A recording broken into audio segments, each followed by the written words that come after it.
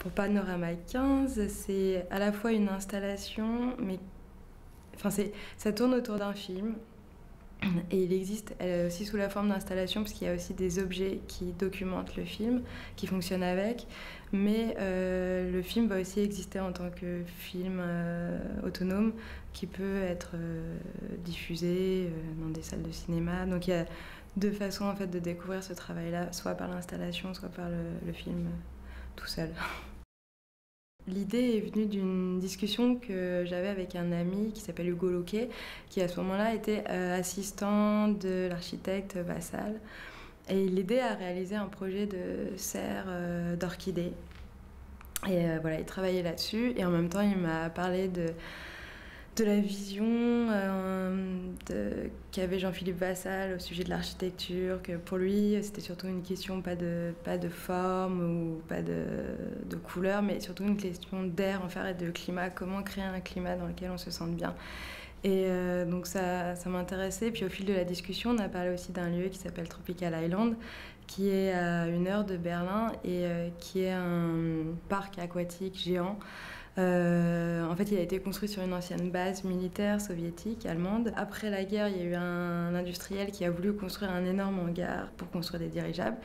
L'affaire n'a pas marché et ensuite ils ont construit donc Tropical Island à l'intérieur de cet énorme hangar et qui est donc un parc, comme je disais, avec des piscines aquatiques, des faux ciels bleus.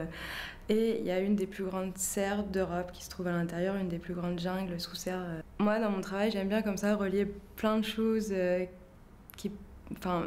faire entrer plein d'éléments en résonance les uns par rapport aux autres.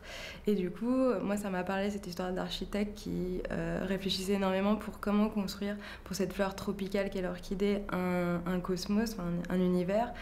Et à côté de ça, Tropical Island, qui était un événement complètement à l'inverse, qui était gigantesque et fait pour le divertissement et le tourisme. Donc progressivement, voilà, j'ai voulu travailler sur qu'est-ce qui se passe en fait quand on veut recréer comme ça des milieux artificiels et un peu ce fantasme aussi d'un paradis perdu.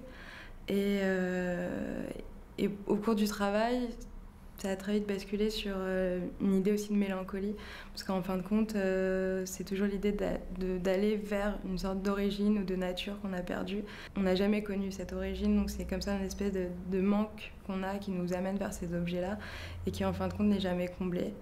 Et l'orchidée, au fur et à mesure, est venu un peu le lien moteur, le motif dans ce projet-là, qui est justement une fleur qui a été hybridée pour la consommation, surtout l'orchidée tropicale pour la consommation en Europe, et qui est une fleur du coup qui est aussi dénaturée, qui a subi ce même processus de dénaturation par rapport à son origine.